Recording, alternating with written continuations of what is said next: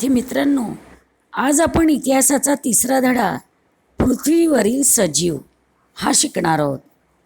या तुमच्या तिसऱ्या धड्यामध्ये 3 उपघटक आहे. 3.1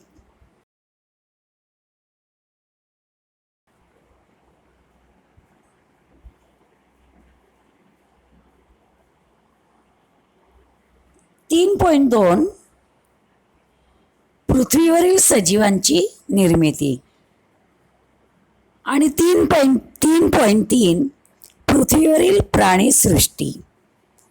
हे तिघही मुद्दे आज आपण बघणार आहोत, कारण हा पाठ अतिशय छोटा आहे. 3.1 पृथ्वीची उत्पत्ती हा मुद्दा आपण आधी बघणार आहोत.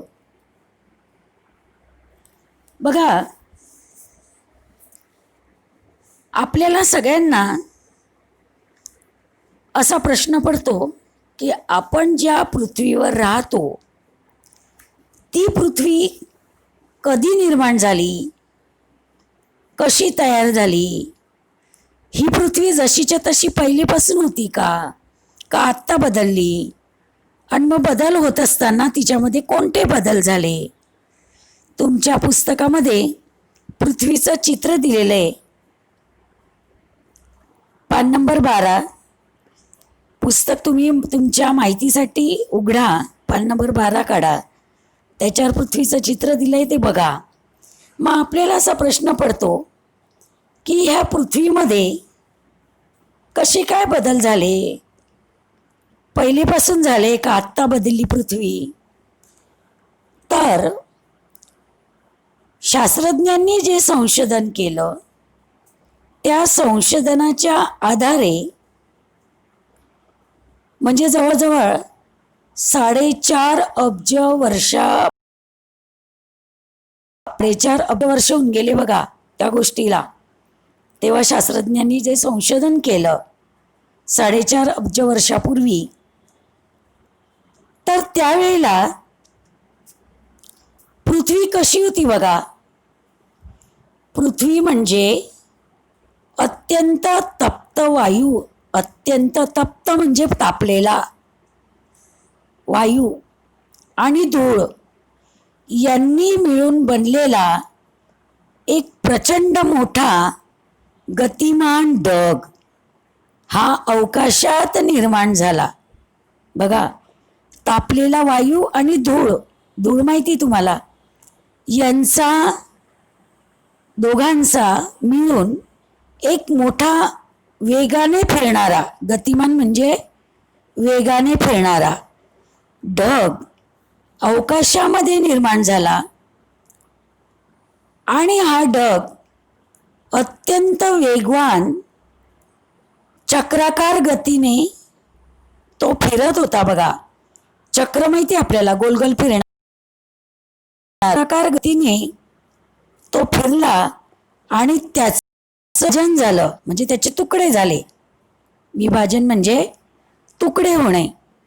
चक्राकार गतीने वेगाने फिरल्यामुळे त्याचे विभाजन झालं त्याचं, किंवा त्याचे तुकडे झाले. आणि ते विभाजन होऊन सूर्य आणि सूर्याभोवती फिरणारे ग्रह हे निर्माण झाले. बघा,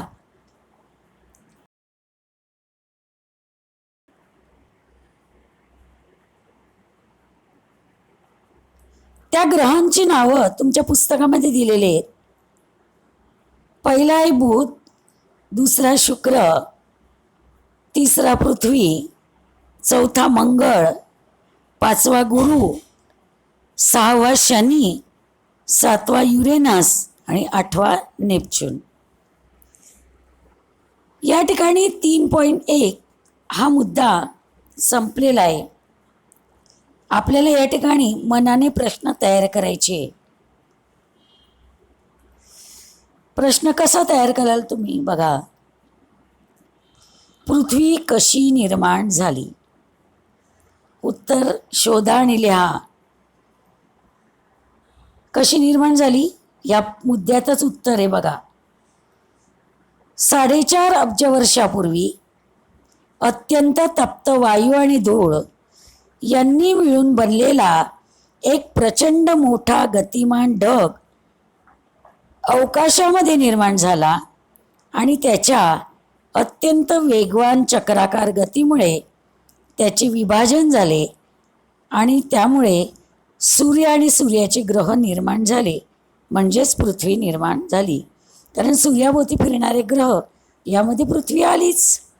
खाली ग्रहांचे नावं आपण वाचलेले आहेत. मग हे उत्तर आहे प्रश्नाचं. आता आपण 3.2 ह्या मुद्द्याकडे वळूया.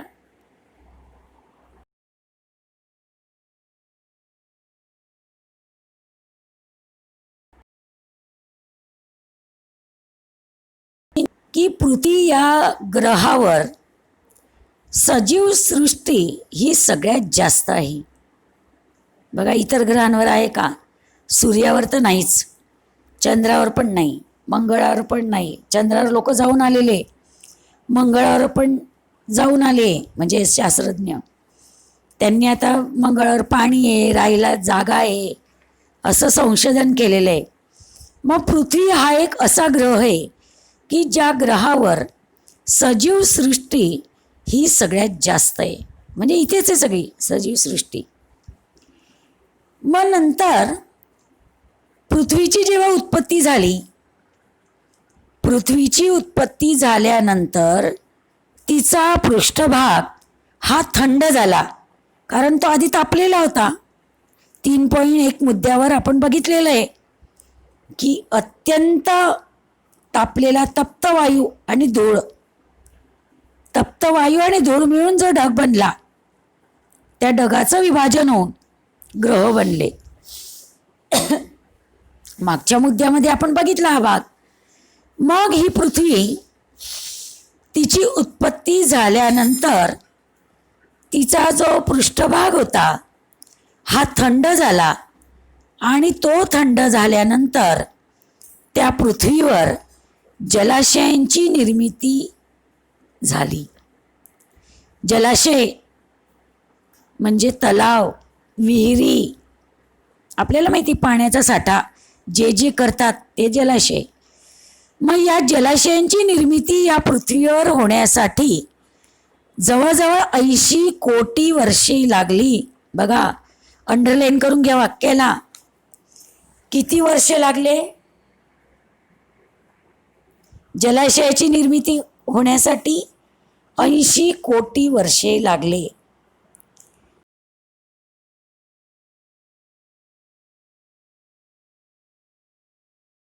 पाण्यामध्ये म्हणजे या 80 कोटी वर्षाच्या आधी पृथ्वीवर सजीव सृष्टी अत्यंत दुर्मिळ होती, नव्हतीच जवळजवळ. मग पहिला सजीव पृथ्वीवर पाण्यामध्ये आढळून आला आणि तो एकपेशीय सजीव होता. तुम्ही सायन्समध्ये शिकलेले आहात. एकपेशीय, बहुपेशीय. एकपेशीय सजीव होता तो अमिबा, जो पाण्यामध्ये निर्माण झाला आणि या अमिबाला आदिजीव या नावाने सुद्धा ओळखलं जातं. आणि या एकपेशीय सजीवांपासून म्हणजे या अमिबापासून बहुपेशीय सजीव हळूहळू निर्माण झाले, म्हणजे दुसरे सजीव निर्माण झाले. आधी हा एकपेशीय सजीव अमिबा निर्माण झाला, मग त्याच्यापासून बाकीचे बहुपेशीय सजीव निर्माण झाले म्हणजे किडे, नंतर पुढे मोठे मोठे सगळे प्राणी. आता बघा, हा जो एकपेशीय सजीव निर्माण झाला हा साध्या डोळ्यांनी, नुसत्या डोळ्यांनी दिसत नव्हता. हा दिसतच नाही अमिबा. याला पाहण्यासाठी सूक्ष्मदर्शकाची गरज असते. सूक्ष्मदर्शक हे एक यंत्र आहे जे प्रयोगशाळेत असतं. आता शाळा सुरू झाल्यानंतर तुम्हाला ते दाखवलं जाईल प्रयोगशाळेत नेऊन. या सूक्ष्मदर्शक या यंत्रामधून खाली दिलेलं आहे बघा त्याचं चित्र. या सूक्ष्मदर्शकामधून हा एकपेशीय सजीव बघता येतो. आपल्यालाही बघता येतो. बघा खाली चित्र दिलेले आहे, दोघी आकृत्या तुम्हाला काढायचे आहे वहीमध्ये. आता बघा, या 3.2 वर आपण कोणता प्रश्न विचारू?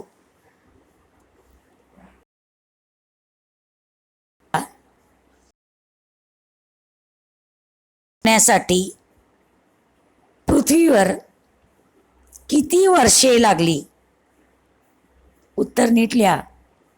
जलाशयाची निर्मिती होण्यासाठी पृथ्वीवर 80 कोटी वर्षे लागली. हे उत्तर आहे बघा. नीट लिहा प्रश्न उत्तर. पुढचा प्रश्न, पृथ्वीवर अनेक प्रकारचे सजीव, एकपेशीय सजीव कशामध्ये निर्माण झाले? प्रश्न नीट ऐका. वहीमध्ये लिहायचंय प्रश्न आणि उत्तर सगळं. पृथ्वीवर एकपेशीय सजीव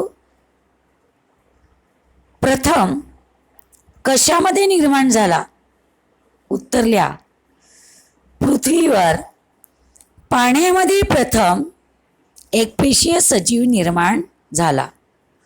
पुढचा प्रश्न, एकपेशीय सजीवाला कोणत्या नावाने ओळखले जाते?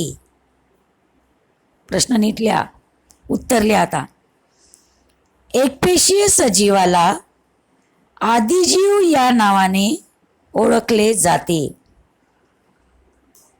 पुढचा प्रश्न, बहुपेशीय सजीव कसे निर्माण झाले? उत्तर लिहा. बहुपेशीय सजीव एकपेशीय सजीवांपासून हळूहळू निर्माण झाले. पुढचा प्रश्न लिहा. एकपेशीय सजीव पाहण्यासाठी कशाची गरज असते? प्रश्न नीट लिहा, उत्तर. एकपेशीय सजीव पाहण्यासाठी सूक्ष्मदर्शकाची गरज असते.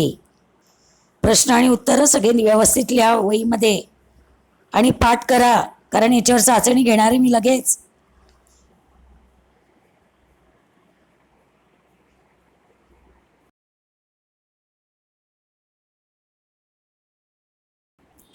तीन हा मुद्दा बघा. पृथ्वीवरील प्राणीसृष्टी बघा.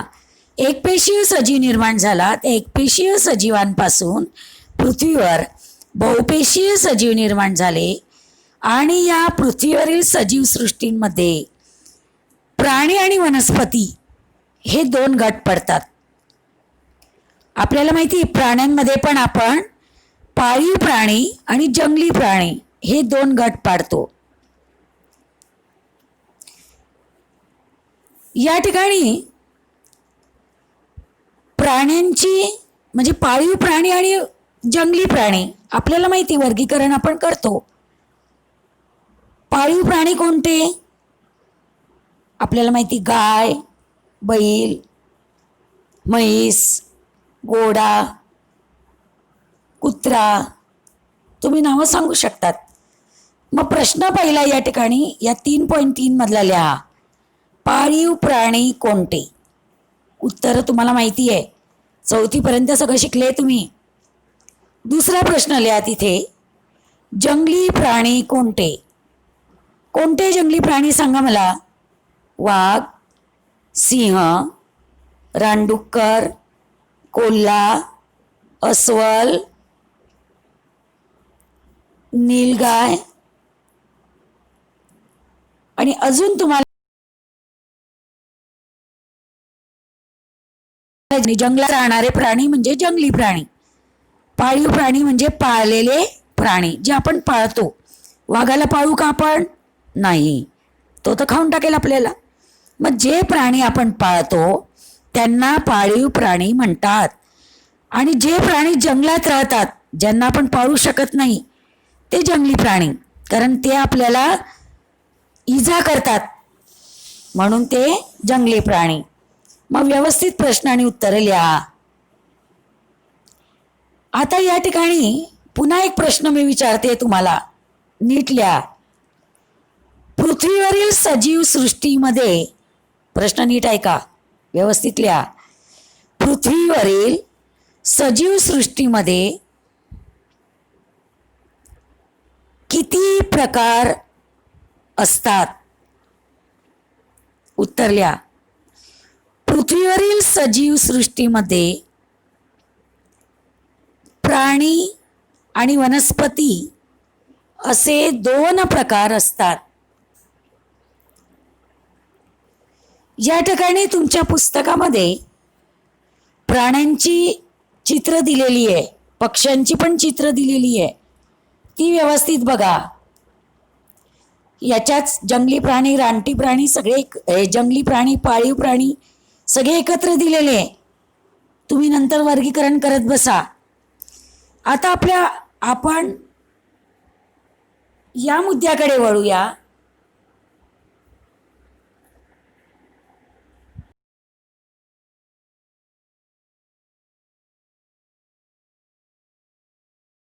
तुम्हाला प्राण्यांची वैशिष्ट्ये कोणती? मग प्राण्यामध्ये सगळे प्राणी आले, मानव प्राणी पण आला. मानव प्राणी पण आला, लक्षात घ्या. प्रश्न नीट लिहा.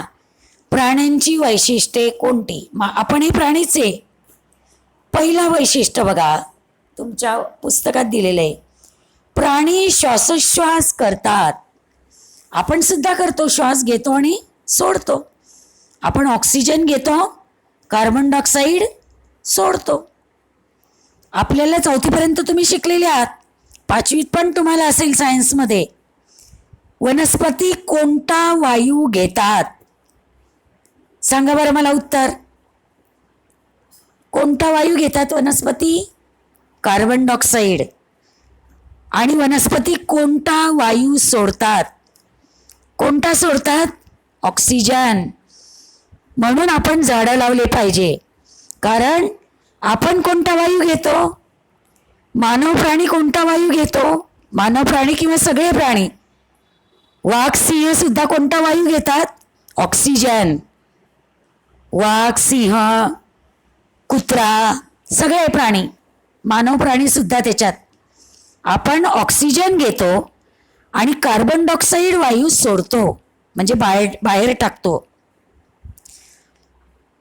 नीट प्रश्नाकडे लक्ष द्या. मानव प्राणी किंवा प्राणी कोणता वायू घेतात? तर लिहा. मानव प्राणी किंवा प्राणी घेतात. पुढचा प्रश्न.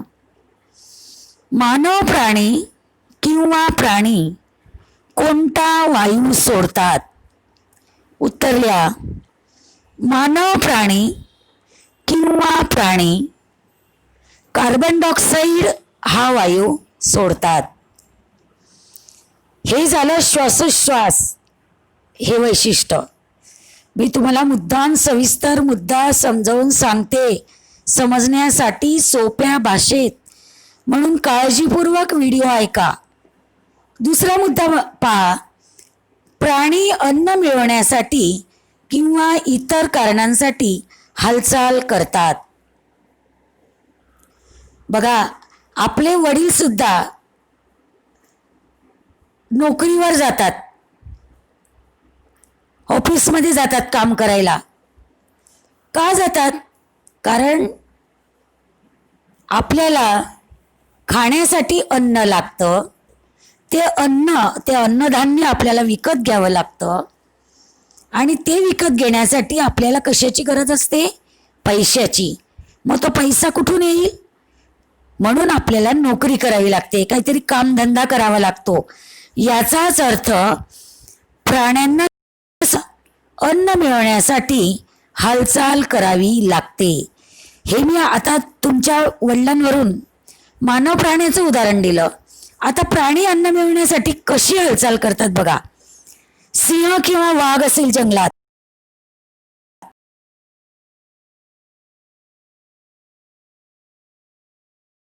सिंह किंवा वाघ नुसता बसून राहील का? समोर त्याचं खाद्य आलेलं आहे, तो नुसता बसून राहील का? नाही. लगेच वाघ त्या हरणावर झडप घालेल आणि त्याला मारून खाऊन घेईल. म्हणजे प्राणी अन्न मिळवण्यासाठी किंवा इतर कारणांसाठी हालचाल करतात. समजला मुद्दा? तिसरा मुद्दा, काही प्राणी जातींमधील प्राणी अंडी घालतात आणि त्यातून पिल्ले जन्माला येतात. लक्षात घ्या. बघा, जे प्राणी सस्तन आहे, जे प्राणी सस्तन आहे म्हणजे मादी जी आहे ती बाळाला, सस्तन प्राणी म्हणजे काय हे आधी मुद्दा तुम्हाला समजावून सांगते. सस्तन प्राणी म्हणजे जी माता पिल्लांना दूध पाजते ते सस्तन प्राणी. तुमच्या आईच्या दुधावर तुम्ही वाढलेले लहानपणी, म्हणजे मादी. त्याच्यामध्ये सिंहीण आली, कुत्री आली, म्हणजे जे प्राणी आपल्या पिल्लांना दूध पाजतात ते सस्तन प्राणी.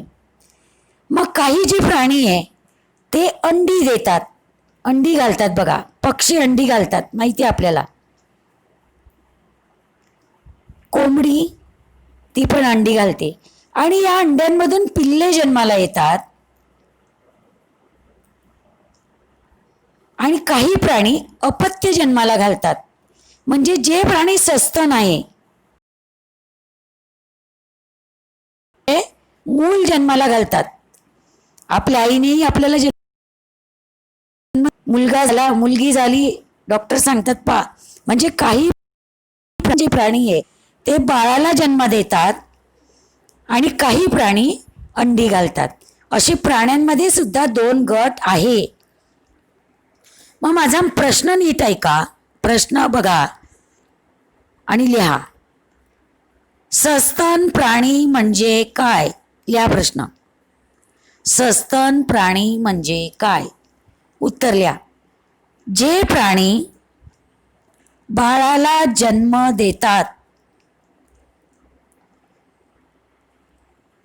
बाळाला, स्वल्पविराम, बाळाला दूध पाजतात,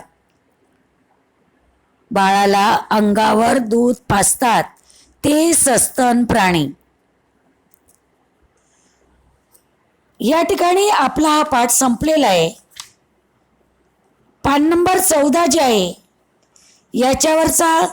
याच्यावरचे सगळे प्रश्न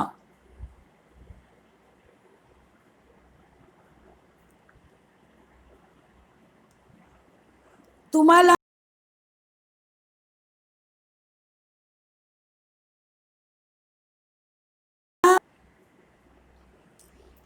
पान नंबर 14 वरचे सगळे प्रश्न, म्हणजे प्रश्न पहिला प्रत्येकी एका वाक्यात उत्तरे लिहा. याच्यामध्ये अ आ हे प्रश्न लिहा, उत्तरे लिहा. दुसरा, पुढील प्रश्नांची उत्तरे लिहा. अ आ हे पण प्रश्न लिहा, उत्तरे लिहा. नंतर तिसरा, पुढील चौकटीत लपलेल्या 5 ग्रहांची नावे शोधून त्याभोवती गोल करा. हे पण लिहा, सोपे आहे. ग्रहांची नावं पुस्तकात आलेली आहेत, नीट गोल करा. चौथा प्रश्न, पुढील घटना कालानुक्रमाने लिहा. व्यवस्थित क्रम लावायचा आहे.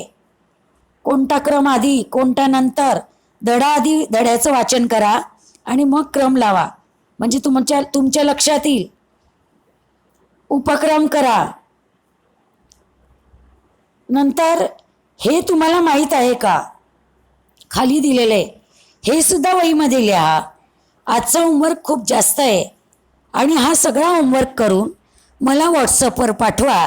जे मुलं होमवर्क करत नाही त्यांची नोंद ठेवण्यात येत आहे.